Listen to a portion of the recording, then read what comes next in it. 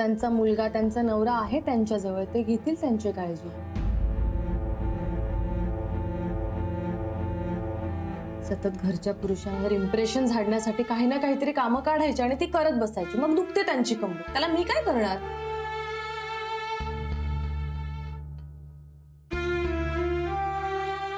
बऱ्याच दिवसांनी दोन्ही माहेर वशनी आल्यात, तुमच्या आवडीचं छानसं काहीतरी करते ना.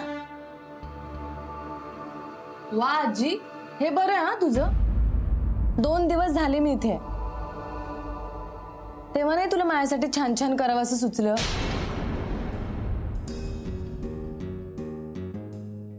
आता स्वानंदीला बघितल्यावर तुला सगळं सुचतंय? मी पण माहेर वाशिण आहे म्हटलं. तुला कळतं का माहेर वाशिण म्हणजे काय ते? अहो जाऊ दे ना तुम्ही. संपदा अगं, मी करते ना तुझे लाड. मग आता आजी विचारते तर सांग ना तुला काय खायचंय ते. पण काकू, संपदा ताईच्या तर आवडीचं सगळंच करून झालंय.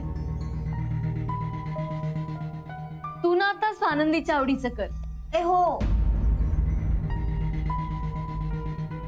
करा करा, सगळं तिच्याच आवडीचं कर. म्हणजे माझ्या पोटात दुखायचं. तिच्या पोटात जागा नसेल आय थिंक, हो ना स्वानंदी? हो, तसं खाणं झालंय आमचं. केव्हाचे भटकतोय आम्ही.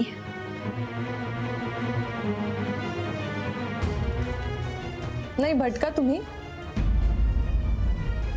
पण इथे प्रदर्शन करायची गरज नाही.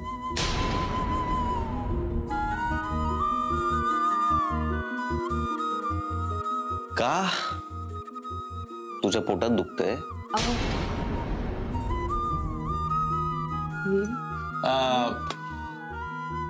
तुमचं चालू दे.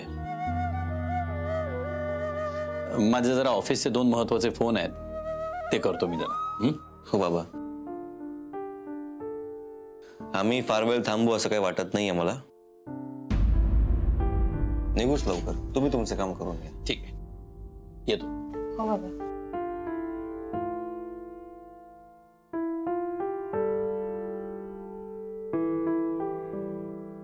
स्वानंदी, संपदा, अगं काय ठरलंय तुमचं? पटकन मी कणकेचा शिरा करू का?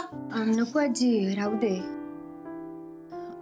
नेक्स्ट टाइम ताई आली ना परत की मी पण येईन, मग करू मज्जा. Next time? तो कधी यायचा? आता आलीस तर खाऊन जा. थांबतेस मग तू स्वानंदी? मी निघतो म्हणजे. नाही नको, आज नको. बाळूदादा पण नाही येत ना, काकूंवर सगळी कामं पडते. निघूया. बाळू म्हणजे तुमचा नोकर ना? ताई प्लीज असं बोलू नकोस. बरं, बाळू दादा म्हणजे तुमचे ते?